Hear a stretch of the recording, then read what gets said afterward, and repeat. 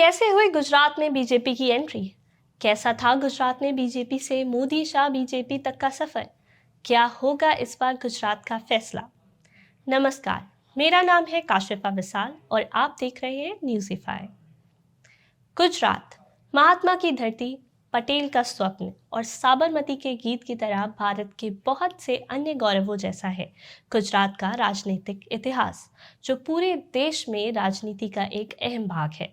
बहुत से गठनों और आंदोलनों के बाद 1960 में बम्बई राज्य का एक हिस्सा अलग कर दिया गया और हुआ गुजरात का जन्म।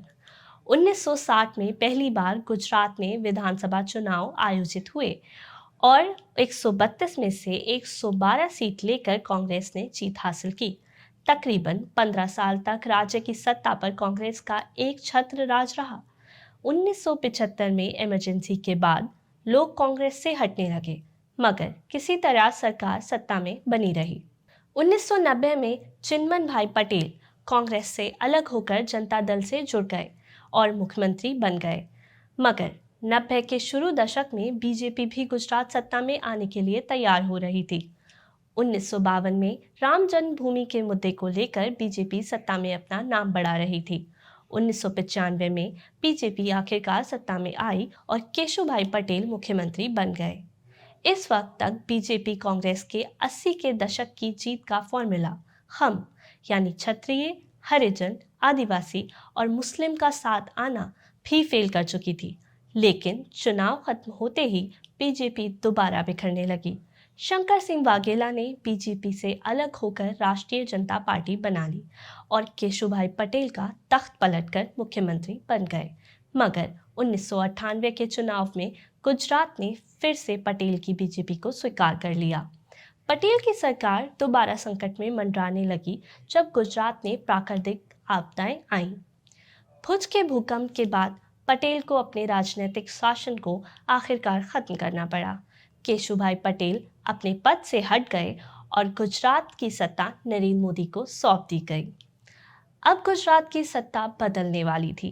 सत्ता में आते ही मोदी स्थानीय नेताओं के शासन को क्रमानुसार हटाते गए। उन्होंने काशीराम राणा जैसे कद्दावर नेताओं को पार्टी का टिकट देने से मना कर दिया, जो 6 साल तक लगातार चुनाव जीतते रहे। केशुभाई पटेल तो फ्रेम से ही बाहर हो गए। शंकर सिंह वाघेला ने तो पार्टी ही छोड़ दी।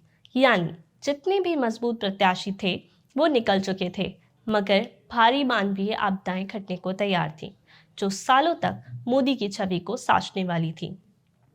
मोदी सरकार ने दंगों को रोकने के लिए अहम प्रयास करना जरूरी नहीं समझा। 2002 के चुनाव बड़े ही छटे बटे वातावरण में हुए, मगर बीजेपी और भी ज्यादा वोटों के साथ सत्ता में वापस आ गई। नरेंद्र मोदी फिर से गुजरात के शासक बन गए और इस दफा पार्टी के ऊपर उन्हें मजबूत पकड़ मिल गई। हिंदू हृदय समाज का कॉन्सेप्ट चलाते हुए वो संघ परिवार के तत्वों को अलग करते गए। मोदी पूरे राज्य में विभिन्न रैलियों में दंगों से संबंधित विवादित भाषण देते रहे।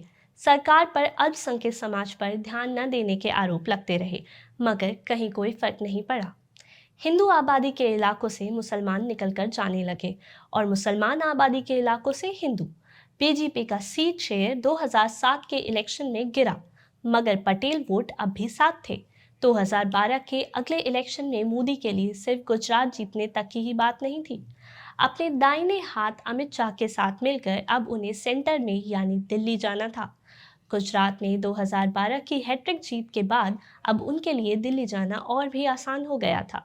2014 के भारतीय जनरल इलेक्शन में बीजेपी सत्ता में आ गई और मोदी प्राइम मिनिस्टर बन गए।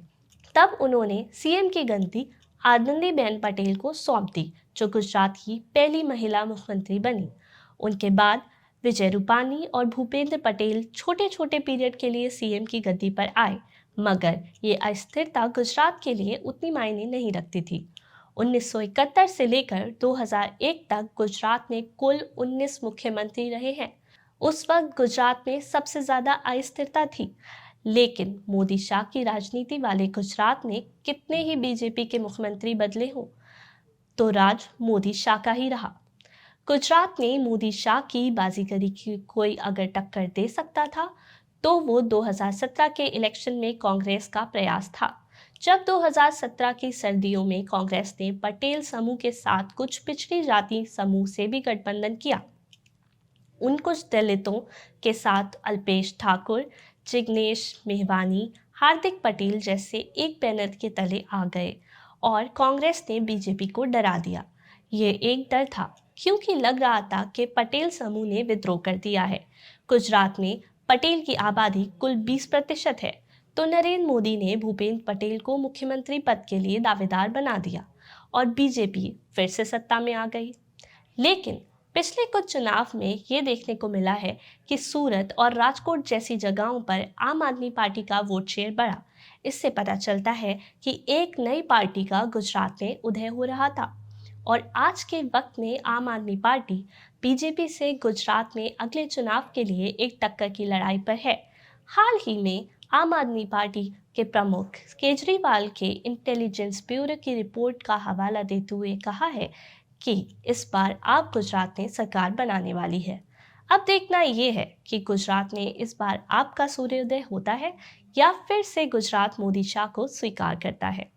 तो कैसा लगा आपको हमारा आज का सियासी वृतांत? कमेंट बॉक्स में कमेंट करके ज़रूर बताएं। और भी नई सियासी कहानियों को जानने के लिए हमारा चैनल ज़रूर सब्सक्राइब करें और अगर आप ये वृतांत हमारे फेसबुक पेज पर देख रहे हैं तो इसको लाइक करते चलें ताकि जब भी हमारी कोई नई वीडियो आए तो आपको पता चल जाए। आज के लिए इतना ही। कल फिर मिलते हैं किसी और नए सियासी मुद्दे के साथ। तब तक के लिए नमस्कार।